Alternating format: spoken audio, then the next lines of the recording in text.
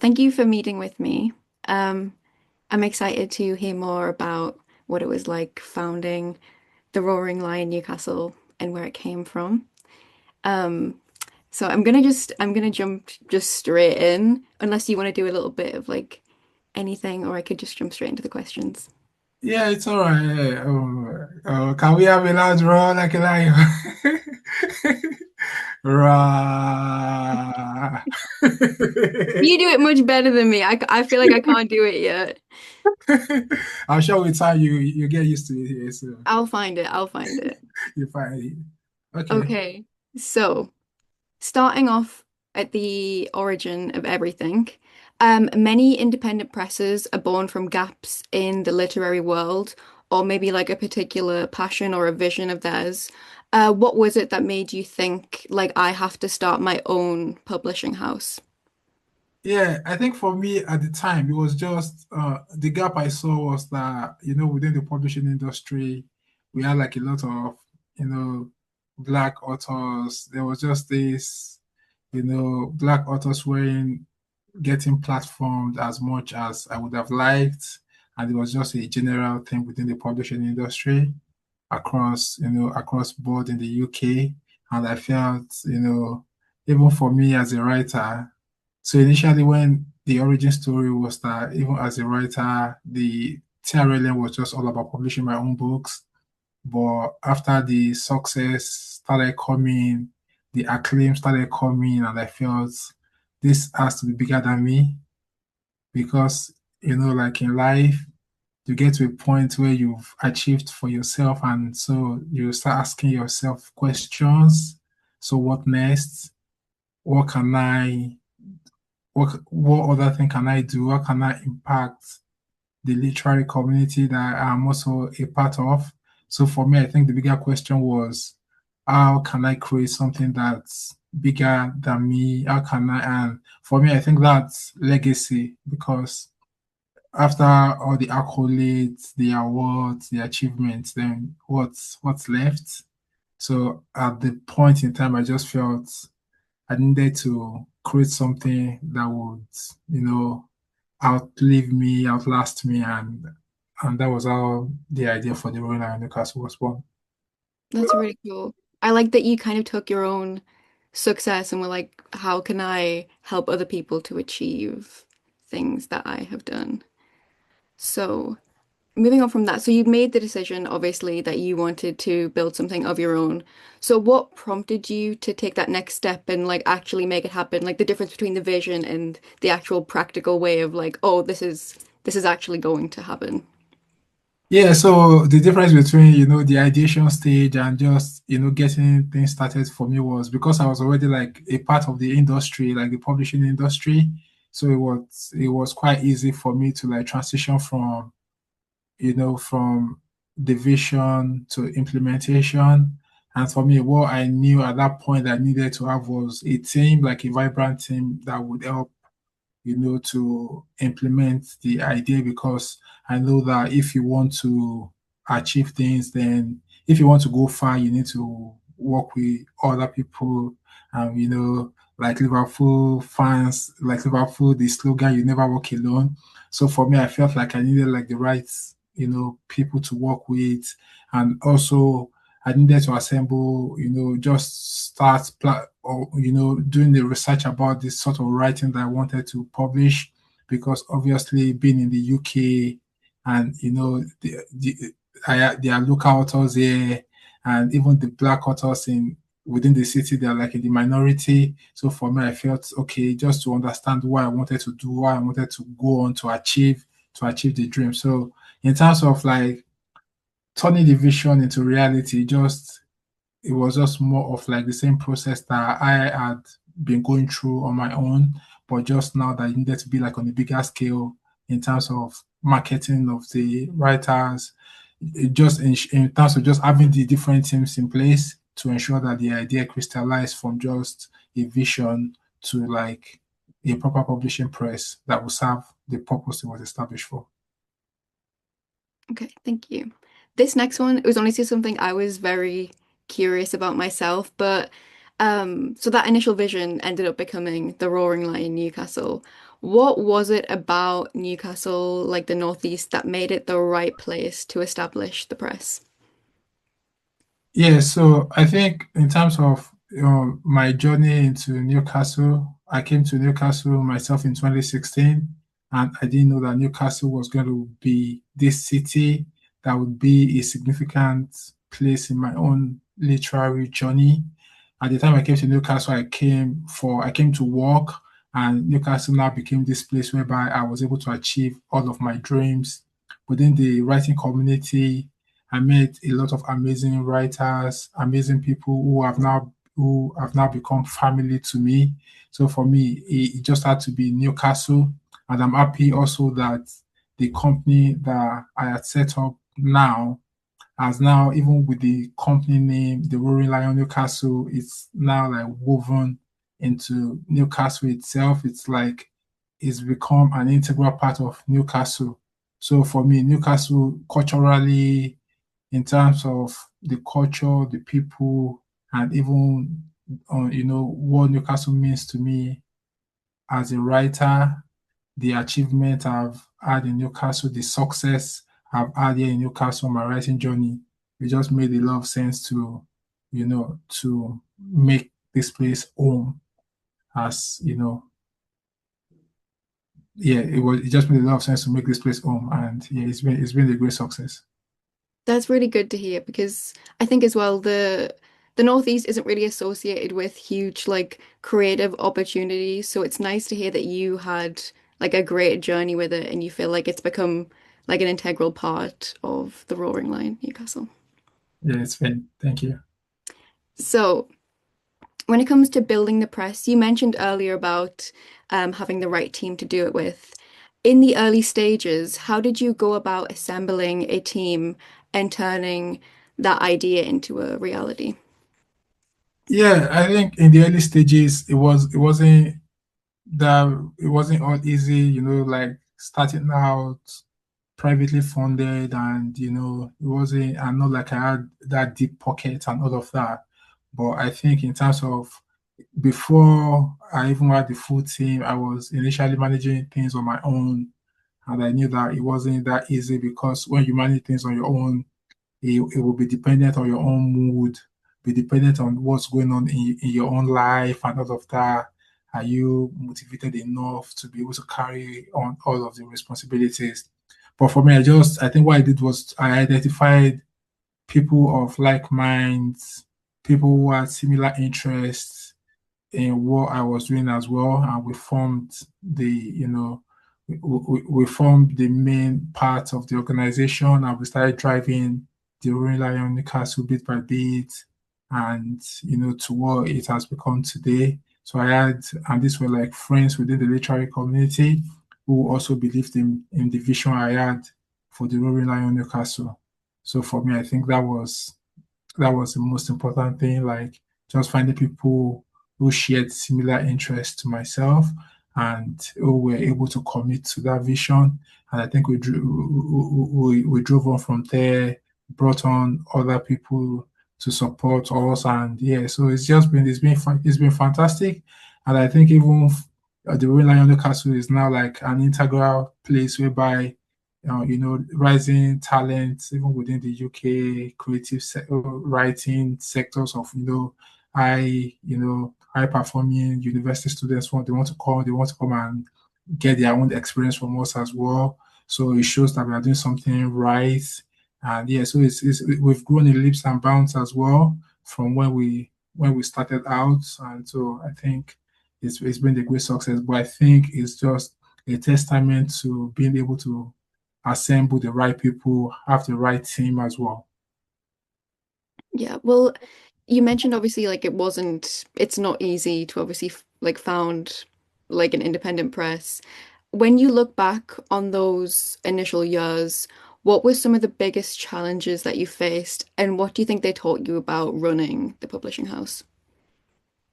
Yeah, I think the initial challenge first was just to be seen, like, just for you to become like visible. Because if you look at the way the press is, they are the big publishing houses and the rest of them. and even among the rest of them, where do you place yourself? How do you stand out? And I think that was a major challenge, and I think it wasn't for a lack of, talent. It was just first of all positioning yourself within the marketplace and having that appeal. I think we've been able to like carve a niche for ourselves in terms of what we've done over the past few years, especially in recent times, in terms of the books we've published, in terms of the people who now form part of the team driving the Roaring Lion Newcastle success. So for me, I think it was just initially just that positioning. Um, are just do people now see us now as a very serious independent press, who people, we have people who want us to even publish them even before our submission calls. We get now, yeah. So I think the future looks kind of bright, but initially it was just that positioning and being visible, that visibility within the marketplace, and I think we've achieved that to a good standard now. Yeah, well, it's clear you've been very successful. You're like obviously very ambitious. I mean, like just engaging with your work or just listening to you talk about the press, it's clear how like passionate you are, how ambitious you've been. And one of the themes explored in your writing that people will notice is resilience. And do you think you ever struggled with self-doubt on your journey as a founder? And how did you manage to work through that and remain resilient? Yeah, I think on my journey as a founder, I've just, because I think personally I'm highly motivated in my own personal life, in my writing, and I think I draw inspiration in terms of, I always say that even if you are talented in any field or endeavor, you still need to be passionate about whatever thing you want to do. So you may have all of the talent, all of the ability, but without passion to see it through, I think it will be very difficult to be able to achieve great things. So for me, I think I've always been that resilient person. That person who, if I'm willing to invest and invest and keep investing until like it comes to the light of the day. And for me, any cause I believe in, no matter what it will cost, I'm always willing to like just keep, because I believe once I'm passionate about it, I'm also resilient in that sort of way, to see it through. So if it's funding, I will fund and fund and keep funding it to ensure that I achieve that goal or that success. And so I think, and that's even the reason today that everyone can see, people message me from time to time to say, oh, we see what you and your team you are doing. We can see the growth in the team in terms of even your outputs, the books that you've published. And so I get that sort of message like from time to time. People are seeing us, they are seeing our work from around the world. And I think so. I think for me, there was no period of self-doubt. And I think, and I always like to give people the chance as well. So if I see that maybe there's a member of the team who is like drawing us back, I just give people that benefit of doubt as well, just to, give people the opportunity to keep, to deliver. I'm not that person who is just, I just give everybody that chance. I try to create like an healthy work environment where everyone can thrive, everyone's ideas are welcomed. So for me, in terms of resilience, I'm just that person who is super resilient in terms of if I need to keep funding an idea or funding an endeavor, I will always choose that over just, over being doubtful or thinking that, oh, maybe this. So, but I think resilience I would say is one of the attributes that has kept the Royal Lion Newcastle to this date as well, because it takes much more than, not like we don't get public funding, so everything has come from private funding, and it takes a lot of resilience and believing in that vision, in that dream, that what I'm doing is really worth the while, and that's why I talked about that passion is also very important, Because if you are passionate as a founder, if you are passionate about a business endeavor, you would, you keep investing because you believe in that vision, you believe in that dream. And yeah, so I think resilience has been one of the driving points. And I don't think there has been any period of self-doubt that would this work? Because when you look at creative works as well, I always look at it from the lens that as a creative writer, as a creative work has no expiry date. So I even some of the books I've written like in years past, they still sell and they keep selling. So that means there's no limit to how or when you can earn from a creative work. So and within that industry as well. So you just have to keep believing that, yes, just keep pushing out, keep promoting the titles, keep working on them, and never say never. Well, I love your mindset. It's so great. I feel like motivated just even like listening to you like talk about it. But I feel like obviously being like coming from a background of like you're also like an author, that must really help with things as well. But it does make me curious, obviously, being a writer as well. How do you make space for your own writing and your own creative endeavors amidst the sort of demands of the business as well? Yeah, that's a very good question because I think it was just yesterday a friend was asking me like, "Oh, Tolu, what are you writing at the moment?" And I'm like, "Oh, I've not had the time to to just pick up my own writing recently." And I'm also happy with that as well because I believe like it's all for a good cause. I've written and published a lot of books, 24 books already. So even if I don't write anymore, I'm still like in a good place. I'm earning revenue from the books as well. So that's fine. So, but I think more recently I've been more immersed I've been immersed in the releases. The books are TRLN I've published and will be publishing soon again. So it's not giving me that time, and with all the other things I combine together, it's been really difficult even for me to say, oh, I want to write. But once a writer, always a writer. But at this point in time, it's just been really difficult. But I think it's a worthy price. We are publishing new titles. The imprint is growing, and I think that's a very important factor to me. Like it doesn't have to be about me and my writing. If I'm at this phase whereby I'm just all about supporting the authors that we are releasing their books, like for the other books that came out, I know I so many rounds of editing, reading and rereading and all of that. So it comes with a lot of sacrifice, and yeah, I understand that it's not all going to be easy in terms of something that has to give way, and if it has to be my writing, yeah, I think it's for a good cause. Definitely. So obviously you've experienced like the publishing industry through the lens of both the author and as a founder. How do you think that influenced the kind of press that you wanted the Roaring Lion Newcastle to be? Yeah, for me, yeah, that's a fantastic question. Yeah, so for me, I feel like in terms of being a writer, I already know the challenges, what it means to be a writer, and I think it's influenced even how we organize things around here. With the Royal Lion Newcastle, some independent presses will publish the authors and they will just take a back seat and that's it. They don't really care about promoting the books anymore, or the books on the backlist are just like abandoned. But I think at the Royal Lion Newcastle, we keep promoting all our authors.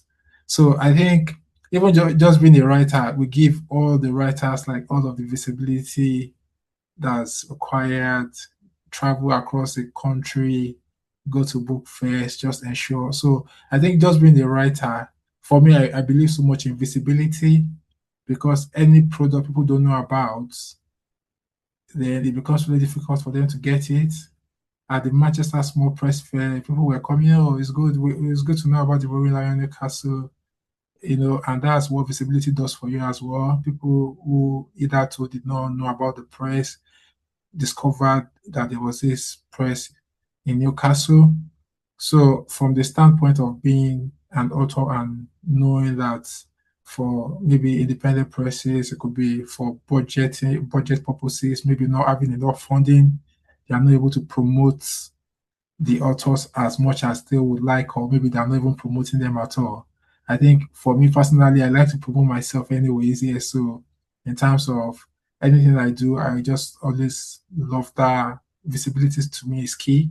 And I believe that the authors on our imprint also should be enjoying the same thing in terms of making their works visible, promoting them to wider audience. And I think we are doing a fantastic job at that. And I think that is what a lot of authors do not get to experience. Yeah. I like your commitment to like championing the author's work and really obviously what you mentioned about really boosting their visibility and getting them out there. And I know you mentioned that there's been a lot of like work going on with the Roaring Lion, so your own writing work might not have been prioritized as much. And obviously that might be to do with the fact that you recently launched For the Condemned and Many Ways to Die. And I feel like obviously managing two major releases in the same season is a massive undertaking for an independent press. Yeah. How do you successfully balance resources and attention to ensure that both of the books receive the kind of spotlight they deserve? Yeah, so I think I looked at in terms of funding and resources and balancing resources.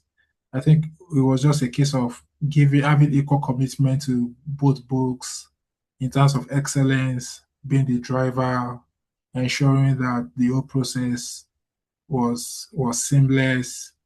If at the book launch, the author's testament as well, their testimony was that their experience was good, the editing was flawless, and everything was perfect in terms of what even maybe what some of the big presses could not have achieved. But in terms of resources, for me, I feel like whatever it takes to deliver a good book, I'm ready to spend it in terms of, I think that's just my own philosophy. Whatever we need to commit to a good book. I remember it was for Many Ways to Die. I think at that point in time, we were nearly done with like editing. And Chukwemeka came like, oh, he needed to write some parts. You know, as a small press, or you could just say, no, we are done, but it needed to, yeah, if that's what needs to be done, yeah, go for it.